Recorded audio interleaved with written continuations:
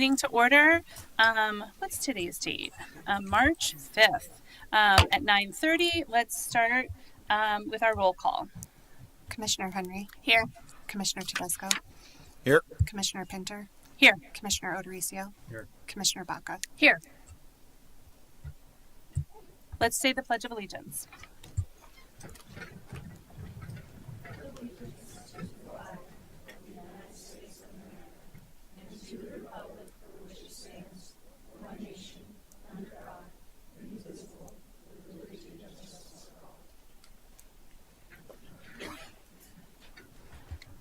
Okay.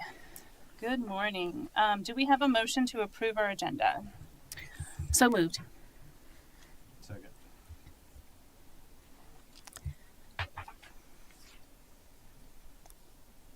That passes unanimously. We also have a proclamation this morning proclaiming March 24th as Women's History Month. Women's History Month has been celebrated every March for the last 45 years.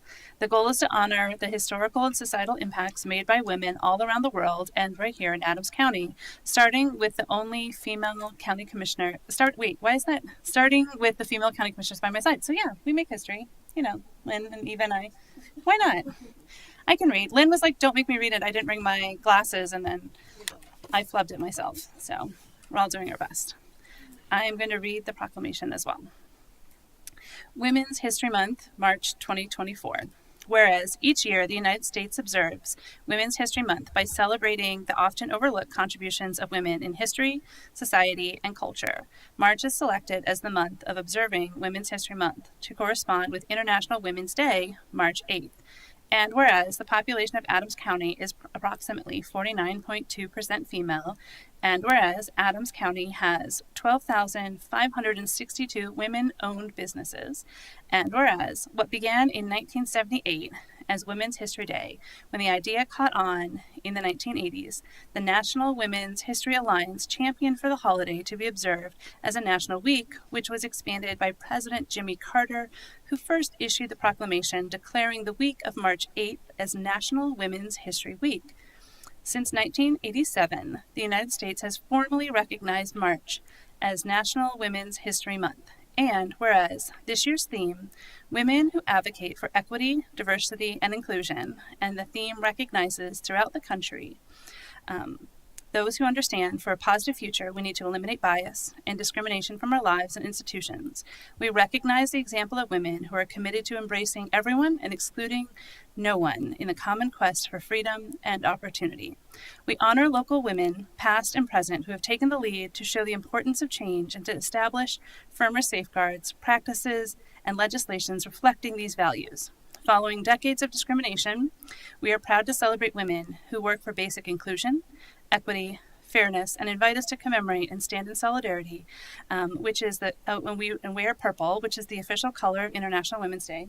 I think that we missed it. Commissioner Tedesco is almost wearing purple. He's closest. Whereas, although too numerous to recognize individual by name, women who have also served and continue to serve as civil rights leaders and community organizers, politicians, soldiers, educators, journalists, first responders, pioneers in art and science, healthcare professionals, athletes, inventors, entertainers, and so much more. And whereas women continue their rich history of significance and diverse contributions to the cultural, educational, economic, and political vitality of Adams County, and whereas the Adams County Women's Empowerment and Women of Color affinity groups exist to celebrate the diversity in our organization and our country as a whole. Now, therefore, be it resolved that the Board of County Commissioners of the County of Adams, the State of Colorado, proclaims March 2024 as Women's History Month, and encourages all residents to honor the rich history of women and celebrate the many ways they contribute to our nation and our society. And it's signed by all of us. We have two speakers today from these affinity groups. I think our first is Michaela Laudenberger. Michaela, come on down. Michaela did get the memo and is wearing a delightful purple this morning.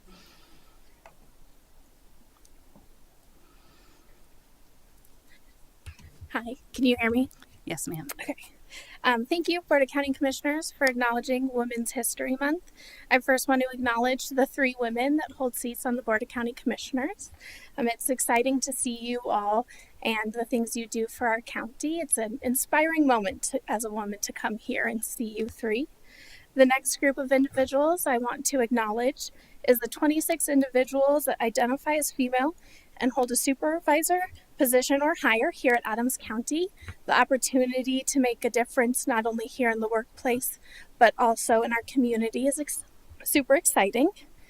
And then since I play a role in the Stormwater Division, I am one of those people that gets to have a super positive female boss. So thank you, Juliana, for being here and giving me the opportunity to not only make the Stormwater Division more inclusive, but also in the office in the field.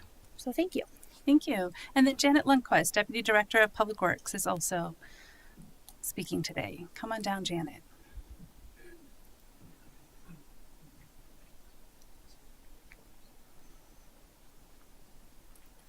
Good morning, and thank you for the opportunity to speak today on behalf of Women's History Month and also International Women's Day. And I got a third one for you. It's also Women in Construction Week this week. Okay.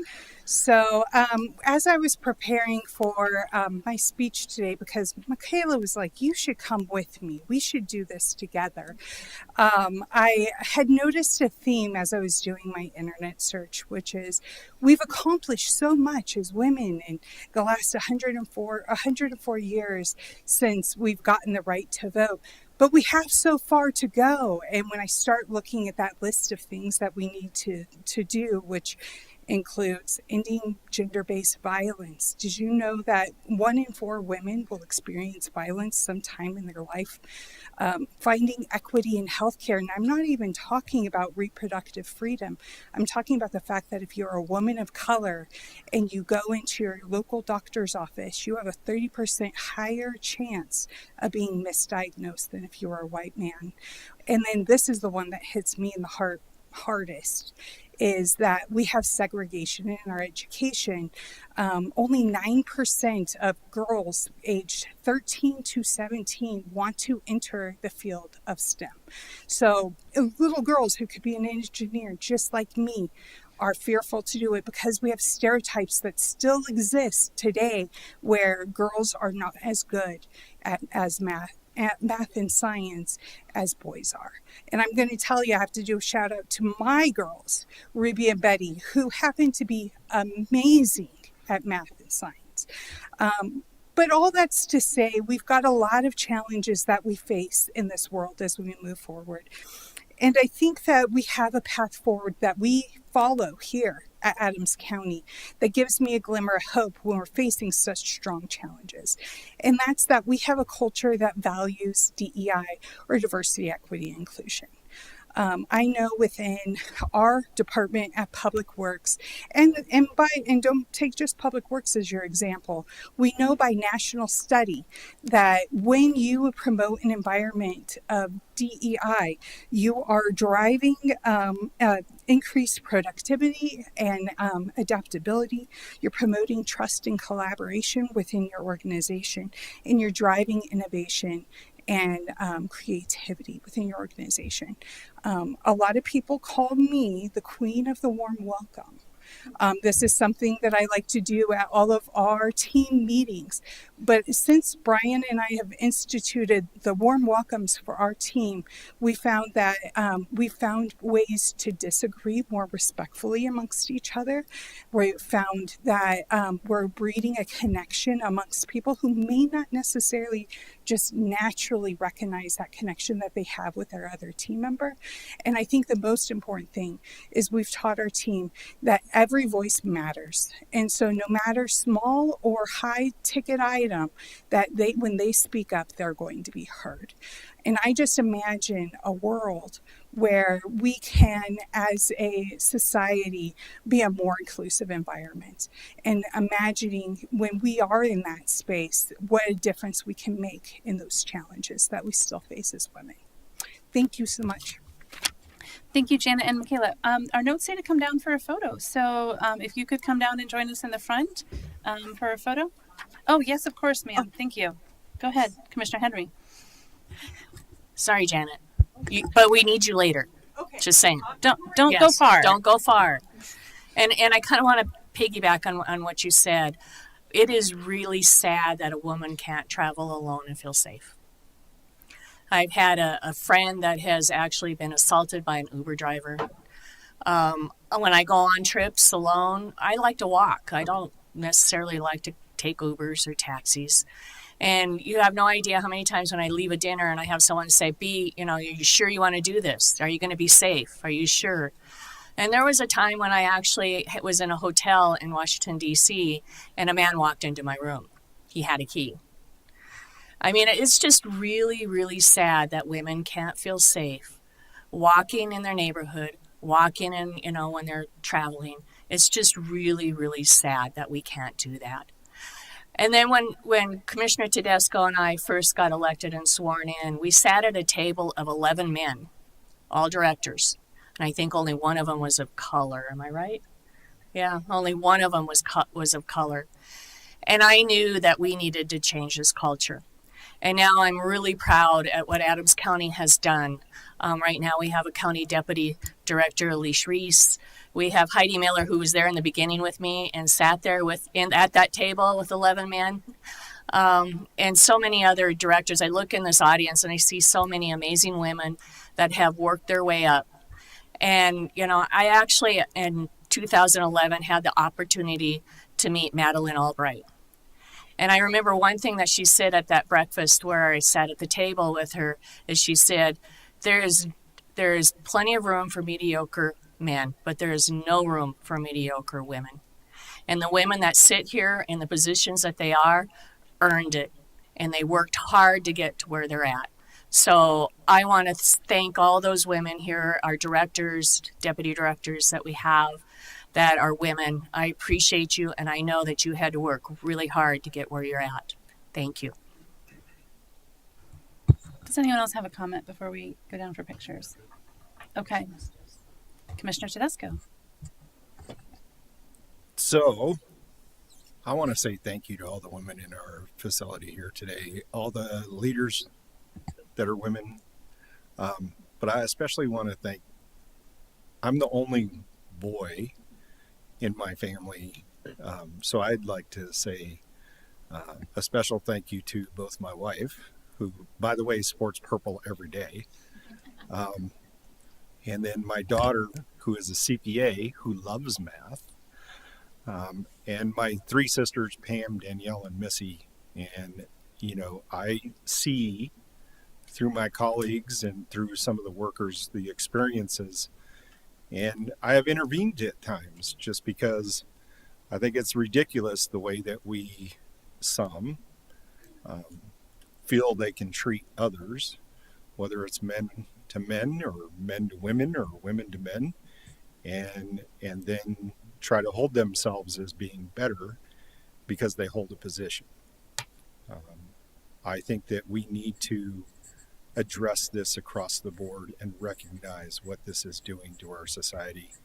And this month is a celebration of those that have struggled and lived and prospered and are moving forward with everyone. And I just want to say how much I thank the women in my life.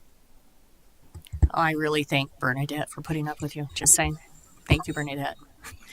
Thank you all. Any other comments? Commissioner Baca. Great. Thank you, Chair. Thank you for that proclamation. I just want to thank District Attorney Brian Mason and his wonderful staff, Rhonda and Katie. They invited me to sit on a panel of the Women Leadership Summit at the District Attorney's office, and they had District Attorney support staff and professional staff from all across Colorado to attend the summit last week. And so I really appreciate that. And, women really struggle. And one of the questions is when did you feel like you arrived as a leader? And talking with young people in community and talking with other women that want to run for office is that leadership is a choice that you make every day. And leadership, it doesn't mean you need to hold a title in office or sit behind a dais or other aspects of what you would think leadership is that you're a leader in your own life. that you are a leader for your children and you are a leader in your community, in your church, being a volunteer. And so it's not the big climb the mountain, we're going to, throw the flag at the top of the mountain in the ground. It's choices, very, very small choices that we make every single day to show up and to show up for each other. And then part of that other response that I gave for that question is the most powerful thing with women is having people say your name in rooms that you're not in. So whether that's your friends, your men allies, other women in the profession, women in other professions, that's where opportunities really spark, is that when I say someone's name, that this would be a great connection for you. And I say, whether it's Eva or Emma or even some of my male colleagues, that is the most powerful thing you can do to lift up other women, is to say their name. What profession are they in? How would they be a good connection? How would they be a good mentor? So it's really the small things in our lives that make a lot of difference. It's turning the Titanic, making those very small changes all along really helps. So thank you for that. I really am grateful for the leadership on this board, both the men and the women. So thank you all this morning. Thank you. It's an honor to be able to serve on the first board with the majority of females, and I think it's outstanding to be able to work with this group. And I will tell you that I think based on, and I'm not talking politics, but based on who's running for office so far, I may be the only male here next year on this board. So I look forward to it. I can tell you that the people in my life have always been focused around the strong women, whether it's in my family, my wife's family, my wife, my daughter's getting into construction architecture. And we have these conversations at home about making sure that there are role models and breaking barriers. And sometimes, as discussed a few times up here, it's the barrier in your own mind that is the most difficult to overcome. And so I think being able to be encouraging to folks, regardless of what your gender is, to women, to let them know that they can do anything, that they can accomplish anything. And when I see my daughter setting her sights high and see what my wife is able to do and all the other people on this panel, it's an honor and it's a privilege to be where I'm sitting. So thank you all very much. Thank you so much. And it's good to hear from everyone in different perspectives on what this means. As we move forward with Women's History Month and feminism in general, trying to make sure that we have inclusive and intersectional feminism as we're moving forward. That includes particularly uplifting women of color and our colleagues. And that wasn't always done in the origins of the women's suffrage movement and the women's rights movements. And so it's really important moving forward. And today it's more important than ever to name our trans women and our non-binary peers as part of that movement. And I'm really grateful to be at a county where we're prioritizing advancing everyone's equity. And that includes our work and our policy work. And we're always looking to learn more. And we're grateful for Michaela and Janet, who are Starwold champions. And we'd love to come down and take a photo with you.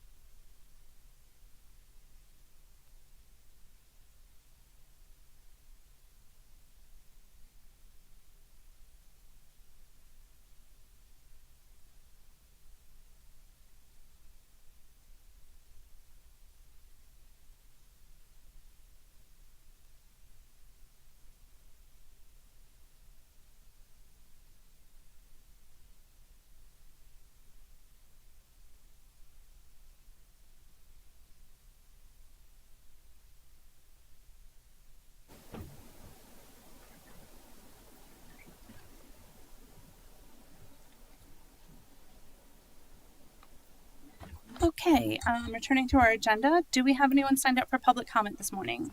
We do have one person signed up for comment on one of the land use cases today. Okay, so for the land use, come down during that hearing so your comments can be recorded during that case. So if you're not here to speak about land use, please come on down. You'll have 3 minutes. Please introduce yourself.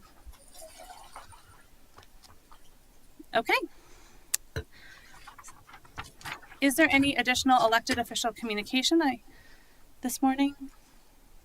Seeing none, do we have a motion on the consent calendar? So moved. For approval. Second for approval of the consent calendar.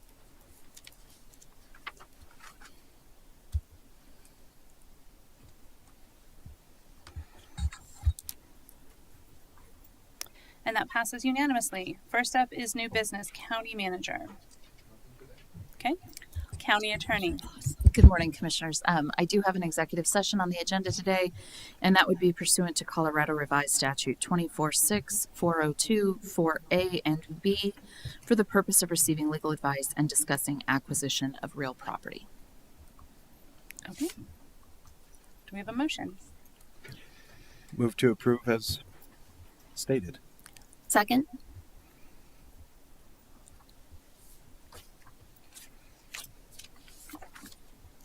That also passes unanimously. And then we have 2 land use hearings. Do you all like 5 minutes to set up?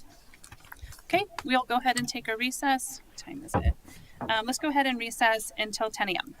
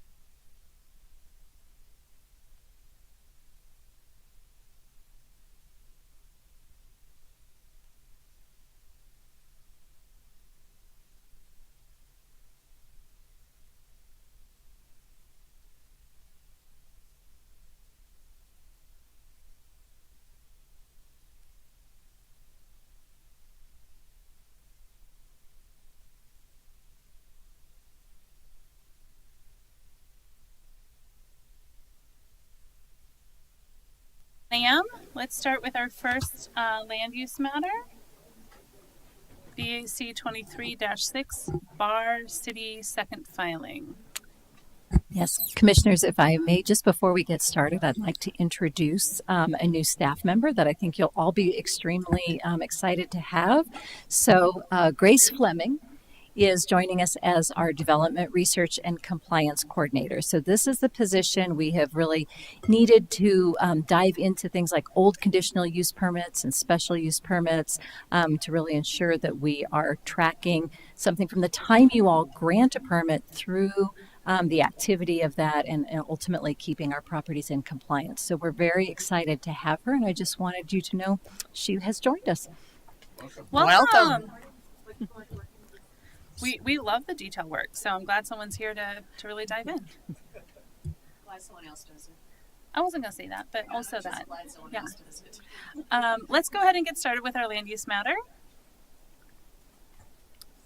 All right. Good morning, Commissioners. My name is Leah Campbell. I'm with the Community and Economic Development Department, and the case before you is VAC 2023-6, Bar City second filing, East 136th Avenue vacation. And this request is just south of 18121 East 136th Ave, and the applicant is the Adams County Public Works Department. So the request is for a roadway vacation to vacate an unimproved portion of East 136th Avenue located between Franklin Street and Bar Lake within the Bar City second filing subdivision. So here is a zoomed out aerial of the subject right-of-way. We have East 136th here and Franklin Street here, and this highlighted in yellow is the subject right-of-way. This is Bar Lake. So the right-of-way vacation will start right here, just east of this driveway so that the property owner to the south does not lose access to their property. And it stretches the rest of the length of the right-of-way to the east and terminates in Bar Lake. It's a 30-foot width of right-of-way that is not built to county standards, and the county is not currently maintaining it. The surrounding property owners have complained about the public dumping trash within it. If granted, the entire 30-foot width will go to the property owner to the north. This is because this width of right-of-way was originally dedicated in the subdivision plat only by the property owner to the north, and so the land reverts the same way it was dedicated. And here is a zoning map of the area.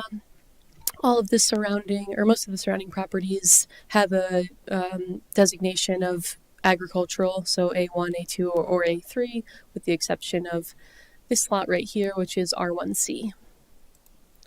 And here's the future land use map. Most of the surrounding properties have the future land use designation of residential low, with the exception of the Bar Lake property, which has the future land use designation of parks and open space. So here's the criteria we use when reviewing for a right-of-way vacation. 1, it complies with the development standards and original conditions of approval. 2, non-conforming lots are not created or increased in non-conformity. 3, it's consistent with the purpose and intent of the subdivision regulations. As the right-of-way is not built to current county right-of-way or subdivision design standards, the vacation will increase compliance, conformity, and consistency with the standards. 4, there's no detriment to public health, safety, and welfare. As stated, there's been a lot of complaints about dumping in this right-of-way, so vacating this portion of right-of-way will allow the property owner to the north to restrict access to it, which will hopefully increase public health, safety, and welfare by dealing with the dumping problem. No adjoining land is left without access to an established public road. As shown on previous maps, the property owner to the south will still have access to East 136th Avenue. And 6, if the roadway is a state or federal highway, the vacation has been approved by the State Transportation Commission. The right-of-way is not a state or federal highway. So here is the proposed subdivision plat. Again, it's a 30-foot width of right-of-way for a total of about 38,500 square feet. And I highlighted it in yellow on here. So here are pictures from my site visit. Here we are looking west toward Franklin Street. This is Franklin Street right here. And here we're looking east towards Bar Lake. All the property owners within 550 feet of this request were notified. 12 notifications were sent, and I received one comment from the property owner to the south. He was just wondering how the right-of-way would be distributed. I answered that question. He didn't follow up to that email, but I did talk to him late last week, and he expressed some concern about it. He didn't give a formal comment of opposition. And didn't really go into the details of why he was opposed, but I think he is here today to speak to that. And then there was all referral agencies were notified, all relevant referral agencies, and there was initial concern from Lumen, just making sure that they'll still have access to their utilities in the area, and we let them know that there is language on the plat that they will still have access to that. So staff recommends approval of the subject request VAC 2023-00006 with 6 findings of fact. And here are the recommended findings of fact. I'm available for questions. Thank you. Thanks so much. Any questions from my colleagues? I have a question. Go ahead, Commissioner Baca. Thank you. So, question for staff. So, I understand that the right of way, if we vacate this, it would go to the property owner to the north. So, is it the same property owner when this was dedicated to Adams County, this right of way? I don't know the end, or actually probably not, because it was platted in the 1920s, so I doubt it. So it's changed ownership over time. Okay, Correct. Thank you.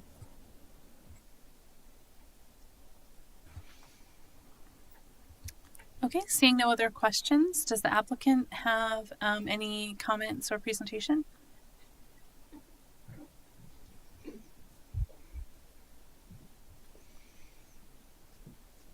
Good morning, Commissioners. Ian Cortez, Right-of-Way Supervisor for Public Works. I have no other additional comments to add. Ms. Campbell addressed everything precisely, why we're requesting the vacation, and I open it up to you if you have any questions of myself. I don't have any questions for the applicant, colleagues. No, thank you. Thank you. All right, so this is the moment where we open it for the public for land use comment on this land use case. So if you are a member of the public and would like to come speak, this is your moment. Erica, do we have anyone signed up for this case? We do have one person, Gary Rodriguez. Okay, Mr. Rodriguez, come on down, introduce yourself, state your address, and you'll have 3 minutes. Right. I'm Gary Rodriguez, 18100 East 136th Avenue. We was talking about this with the code officers and stuff. See, we've been out there almost 120 years. And we were there when it was Bar City. And when we talked to the first time, like she said, he was dumping trash while they were stealing out of our property, tearing down our fences and stuff. And we talked to the code officers and the street people that can we close it off? He says, yeah. Well, it came down after 5 code officers coming in and involving this, it turned on us. So we've been maintaining that piece of property that you see, the sections that we already did. We've been maintaining that since they put the first road in. Our thing was from the Adams County, that we were supposed to maintain and keep the weeds down, make sure the ditches are not clogged. Otherwise, it's our responsibility. So if the ditches that we have to maintain in that picture, the two main ditches, we've been maintaining them for at least 50 years. And we just doing it. I was talking to the other person, and like right now, when we talk to him, everything that's fenced off is perfect. You know, there's no crime. All of our property has been secured. Our privacy is good. Our peace and quiet is good. But on the proposed siting, I have the lady to the north of me has a protective order on me. She thinks I'm a bad guy. So you're proposing her to put me right at my front door, my back door. So I'm asking that if we could just leave it as is the way it is, 18,200, 18,100, and 18,121 will be good. Because we've been maintaining that for a long time. My mom, our grandparents, somebody was saying that we didn't have sign, but my grandparents were in World War One. My dad was in World War II, and we lived out there for when it was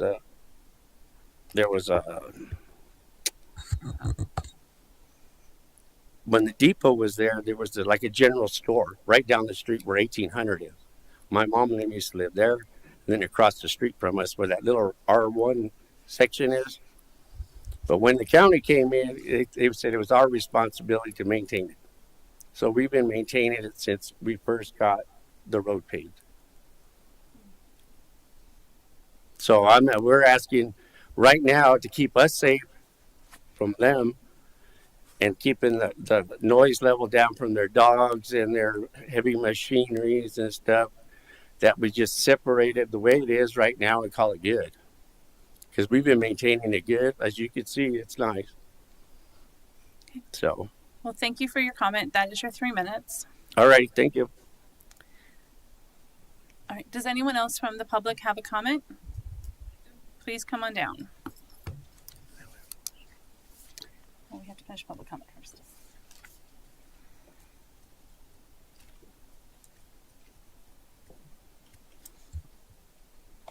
Andrea Irwin, and I'm the property owner to the north, 18121 East 136. And we will have no problems maintaining that part once that stretch of land is vacated, as we have with everything else on our land. We got 17 acres over there, and we've been keeping everything very clean. So that's pretty much all I wanted to add to it. So it wouldn't be an issue as far as keeping weeds down and making sure it's clean. Thank you. Okay, anyone else from the public on this land use matter? Okay, so seeing no one else from the public, it comes back to the board for questions. Commissioner Odoricio, I believe, has a question. Can you pull up the satellite view of this? Okay, so what's the actual issue and dispute with the first speaker of today? Is it that individual doesn't want the vacation at all, do you know? Or have you guys spoke with both neighbors? Or are they just saying they're using a portion of that now for their own use and they want to continue using it? My understanding is that they don't want the vacation at all. I think because they don't want the property owner, the properties to the north, they don't want the property line to abut their property line. Okay. Thank you for answering that. Thank you. Okay, I don't see any other hands up. Are there any other hands up? Yeah, we can have 3 minutes. If you want to come down and introduce yourself, we haven't moved super far in our agenda. Each person gets 3 minutes. Hi guys, my name is Ricardo Bejarano. I border that easement right to the south, the second half of it, by the lake. Reason I opened this case a little over a year ago, it was because there is a gate right at the west end of that portion of land, which I'm assuming if it was an easement, it was some type of emergency access or any other use. I was thinking, well, if I need to access my property, which is that the bigger one over there, I'll say I'm not to tear down a gate or ask for any other special permit. So it's why I went ahead and come here and open that case. All right. So I'll say at this time, I'm okay if you guys donate that portion of land to the north side. Okay, thank you. And I apologize, I didn't catch your name and address. Ricardo Bejarano, 18200 East 136th Avenue. Thank you, sir. All right. Yep. And I think that was highlighted by the cursor by one of the staff. Anything else you'd like us to know? That should be all. Thank you. Okay. All right. So this final call for public comment. All right. So that brings it back to the board. If there are any last questions or we need any staff feedback or legal questions, or if someone is comfortable making a motion at this time. Madam Chair, No, based on the facts presented to us and listening to even the neighbors, I think that actually this does make sense, even with the property line. I'm sorry for the neighbors that don't get along. I think that policy-wise, this makes sense to do the vacate, meaning to transfer this portion of the county property over to the proposed landowner. So therefore, I'm moving that we move for approval of VAC 2023-6 with 6 findings of fact. We have a motion. Is there a second? Yes, I'll second it, but I have a comment to make. I asked the question about if the property owner was the same and if this should be forfeited to the property to the north. And I'm just wondering why, and since the property ownership has changed over time, over 100 years, wouldn't we consider splitting the difference between the property owner on the north and the property owner on the south?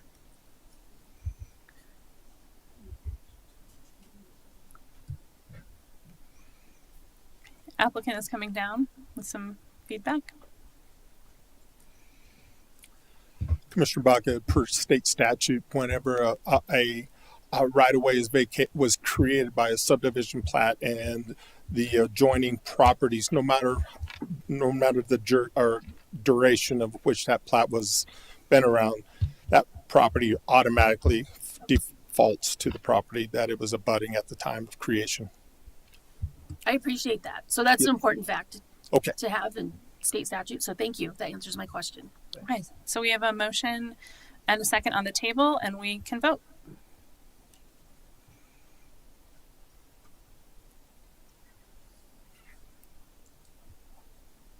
Okay, this passes unanimously. Thank you all for coming down. We have another land use matter. Do you need a break, or are you ready to set for this land use matter? I'm seeing a thumbs up. So let's continue with PRC 2023-2 Harvest Acres York rezoning. Staff, please start your presentation.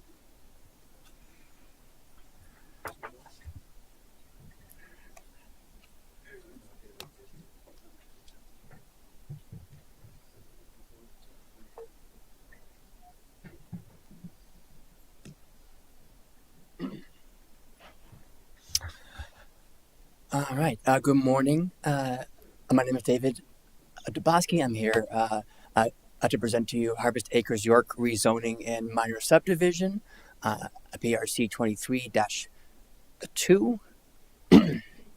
And so the request before you is a request to rezone approximately 2.7 acres from agriculture 1 to industrial 2, and then a final plot to create one lot on those 2.7 acres.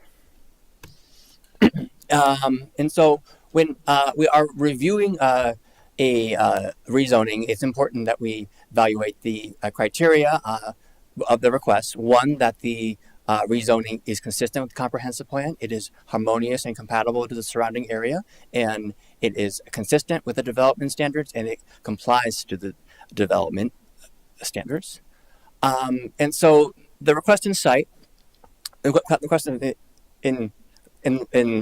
request is located here along York Street, and the nearest intersection is East 64th Avenue. Commerce City is on the closest catty corner intersection. And as you can see, this area has it's quite industrial look to it. To the cross street from York is a Metro Water waste recovery treatment facility. To the south of East 64th is a power plant. The location where it says Commerce City, that is another waste treatment facility. To the immediate west is a Creighton construction company. To the north, there is just more warehouses. So this area is quite industrial in its character. A closer look at the site in question will will be just show that there is a lot of vehicles on site. So the current zoning, as stated before, is Agriculture 1, and the request is for Industrial 2, and there is a lot of Industrial 2 and Industrial 3 nearby, and it's also important to note that a big portion of the A1 across the street is industrial in character, and that would be the Metro Wastewater Recovery Plant. So this area is quite industrial. And the future land use designation also would say that this area is designated to be industrial medium, and even the majority of the other areas are also public designations, and that would match what we see today for the area.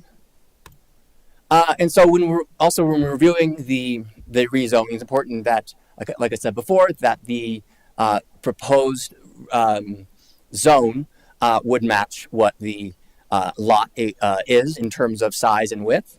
And for Industrial 2, those minimums are 2 acres and 125 feet for the width. And this proposed lot exceeds both of those. So it does meet the minimum lot size and width standards, so thus complies with the development standards. So then when we're reviewing for a minor subdivision final plat, it's important that the request is consistent with the comprehensive plan. It conforms with the purpose of the development standards. It conforms with the subdivision design standards. There's evidence of sufficient water supply and capability of a sewage system. Evidence of no irregular soil or topography. There's evidence of adequate drainage improvements, and there's adequate public infrastructure or cash in lieu that has been guaranteed. The request, the density of the proposed development within the subdivision must conform to the zone district density allowances, and it must be compatible and harmonious to the surrounding area and consistent with the sketch plan. So when we go back to that same application final plat, once again, this proposal meets the minimum lot and size standard. There's adequate evidence. There's evidence of adequate water and sewage capability. There is public and drainage improvements guaranteed, and the engineer of this case can go into more in depth on that if you have any questions.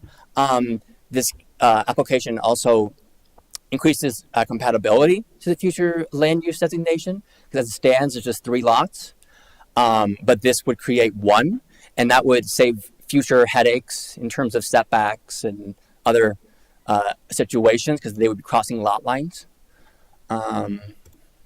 So the site in question looks like this. The top left corner is the front entrance of the site, and you can see that it is full of vehicles, and there's an office trailer, and then you look to the south. On the right, you can see that there is on the right of that image, you can see industrial infrastructure, and then across the street, you can see a sign, and that sign is for the Metro Wastewater Recovery Facility. And looking north, you can see that it's the same type of environment. And then across the street, you can see the parking lot for the Metro Wastewater Recovery Facility. As you can see, the site is pretty unremarkable in terms of topography. So in review of the subdivision, there is proof of water and sewer. The public improvements are guaranteed. It is compatible with the future land use. There is public access. It meets the zone dimensions. The lot configuration is pretty standard, pretty regular. It is a compatible area given all the heavy industrial in the area, and there are no topographical concerns.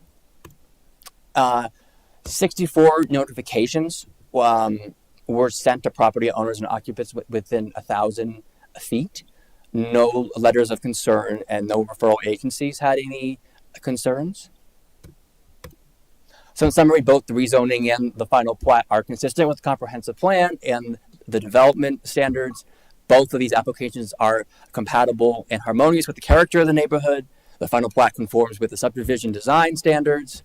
There's evidence of sufficient water and sewage capability, evidence that there is clean soil and no irregular topography, evidence that there's adequate drainage improvements that will comply with our standards, and future proposed development will conform to the zone district density allowances. So staff took this case to a planning commission on February 8th, and planning commission voted to recommend approval with 15 findings of fact and 2 notes. They did add 1 note, and I will point to that. And so staff recommends approval of the proposed zoning map amendment and final plat, PRC 23-2, with 15 findings of fact and 2 notes, as well as approval of the associated subdivision improvements agreement. So here are the findings of fact. And here are our recommended notes. The second note was one that was added at Planning Commission. And then, yeah, so thank you. Thank you. I'm available for questions. Thank you so much. Colleagues, any questions for staff? Seeing no questions from staff, do we have an applicant who's ready to make a presentation? Come on down, introduce yourself.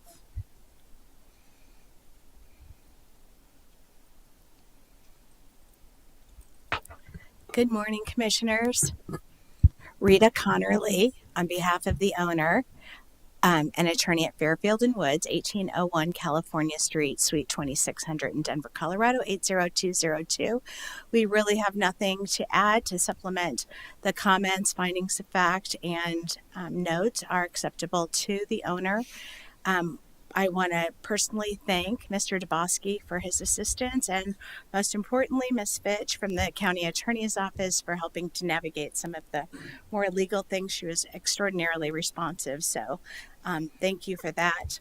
I would bring one thing to your attention, and I don't know if this is appropriate or not, but also on the agenda and noticed was approval of the subdivision improvement agreement, which required the dedication of public land dedication fees in excess of $7,000. That check's been deposited, or not deposited, but it's been placed with the Planning and Development Department. And then additionally, there was a cash in lieu payment in excess of about $12,700 for York Street improvements. That check was also provided to planning, and so I just didn't want to lose sight of that. If it's the appropriate time to consider that, I put that before you as well, and we look forward to your favorable recommendation. Thank you. Thank you, and thank you for that additional information. Any questions? I see no questions from my colleagues. Well done on the presentations and answering all the questions in advance. I might be wrong. Is there anyone here from the public? I was about to say I don't see anyone here from the public. I see a lot of staff and our regulars. So seeing no public comment, that brings it back to the board for final questions or comments or a motion.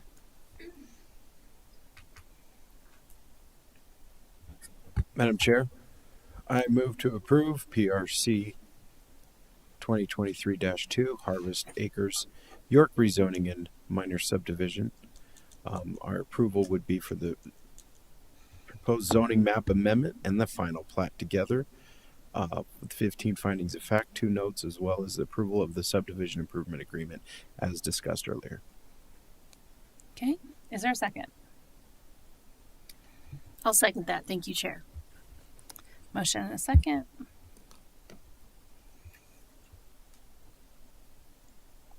Passes unanimously. All right, well done. Congratulations. That concludes our meeting.